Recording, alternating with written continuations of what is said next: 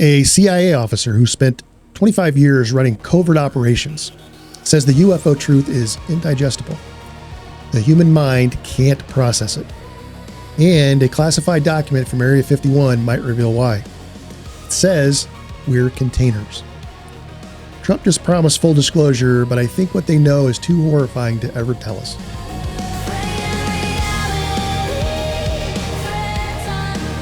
President Trump recently announced he's directing federal agencies to release all government files on UFOs, aliens, and extraterrestrial life. The disclosure community erupted. Finally, we're going to get answers. But I don't believe that'll happen. At least not in the way you might be thinking. Because there's something you need to understand about why disclosure keeps failing. It has nothing to do with government bureaucracy or classification levels or national security. The problem runs much deeper than that. The problem is that the truth itself might be impossible to tell. A former CIA officer named Jim Semivan spent 25 years in the agency's National Clandestine Service, running covert operations across the globe. He retired as a member of the CIA's Senior Intelligence Service, one of the highest ranks you can achieve.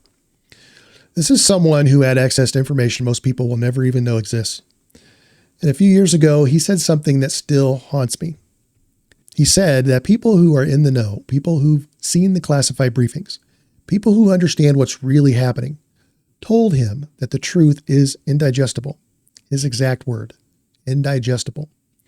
Not classified, not dangerous, indigestible. As in, the human mind cannot process it, cannot accept it, cannot function with it. Think about what that means. We're not talking about confirming aliens exist. We're not talking about admitting we've recovered craft. We're talking about something so fundamentally reality-shattering that telling people would do more harm than good.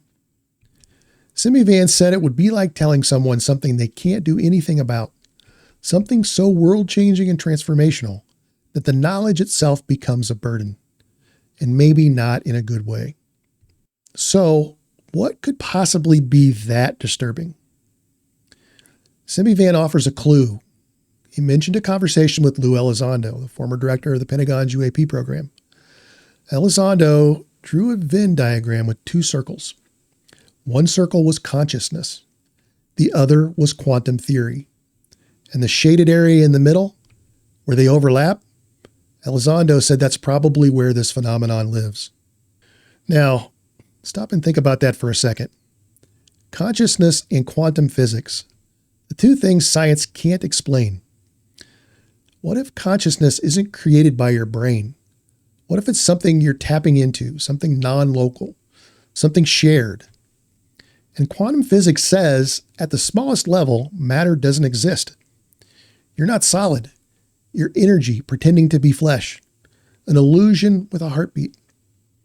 And if that's true, if you're not what you think you are, if consciousness is somewhere else and you're just the receiver, then what are you? What is anyone? So, picture the president walking up to a podium. Cameras everywhere. The world is watching. And he has to say, what? That the visitors aren't just advanced? They exist where consciousness and quantum reality meet? That means they don't play by any rules we understand.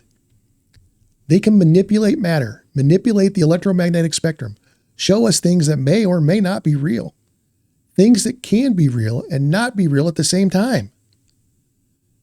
That these beings have capabilities so far beyond ours that they might as well be gods. That they can read your mind, enter your home, appear and disappear at will, and there's absolutely nothing you can do to stop them. And then you have to address the implications. Free will, sovereignty, the entire foundation of what it means to be human. What happens when you tell people that an intelligence with godlike powers has been here watching, possibly interfering, and we're completely powerless against it? What does that do to a society, to religion, to our sense of security and control? But I think it's darker than that. I think the reason presidents stay silent, the reason disclosure always stalls, the reason the truth remains indigestible, is because what they know isn't just unsettling, it's existentially horrifying. So let me speculate here, and I want to be clear. This is speculation. But I think there are a few possibilities that could make the truth truly impossible to reveal. The first possibility is that we've never had sovereignty, that these beings, whatever they are, have always been here, and they've been influencing human development, human history, human consciousness since the beginning. Every major religion, every technological leap, every war, every culture shift, all of it guided or manipulated by something we can't see and can't control. If that's true, if we've never actually had free will, if every major decision humanity has ever made was subtly steered by a non-human intelligence, how do you tell people that? How do you look the world in the eye and say, you were never in charge? You never had a choice. The second possibility is total access. Semivan talked about beings that can read minds, enter homes, manipulate perception. If that's real, then privacy doesn't exist. Security doesn't exist. The idea that your thoughts are your own, that your home is your sanctuary, that your children are safe, none of it is true. And there's nothing you can do about it. No lock, no weapon, no technology can stop something that operates outside the laws of physics as we understand them. Imagine trying to disclose that. Imagine the panic, the helplessness, the collapse of any sense of safety. But the third possibility is the one that freaks me out the most. And it comes from something Bob Lazar said. Now, Lazar is controversial, I know that. But in 1989, he claimed he worked at a facility called S4 near Area 51, reverse engineering extraterrestrial craft. And he said that while he was there, he read a classified document, a briefing. And in that document, it described how these beings view us. And the word they used was containers. Lazar said he didn't know what that meant. Containers for what? He was never briefed on it. He just read the word and moved on. But ever since, people have speculated. Containers for what? Here's my speculation. I think we're containers for souls.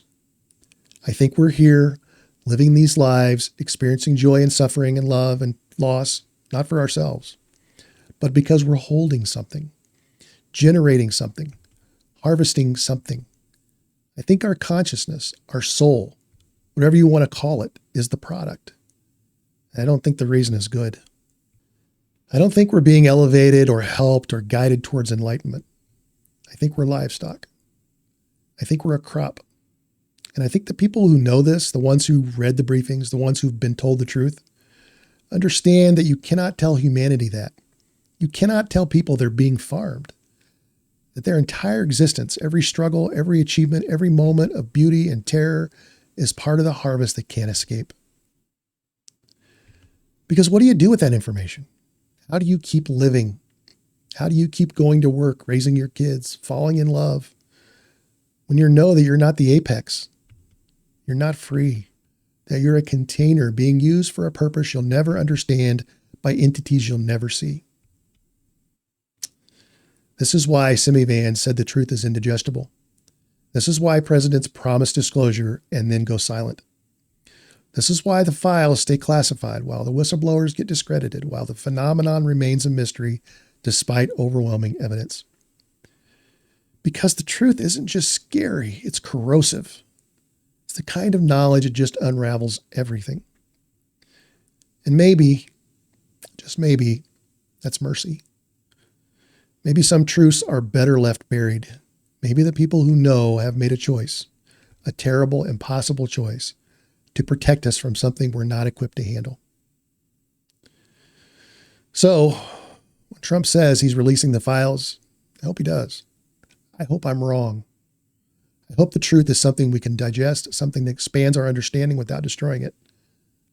But I think about Jim Semivan's words. I think about Bob Lazar's document. I think about the pattern of promises and silence that's repeated for decades.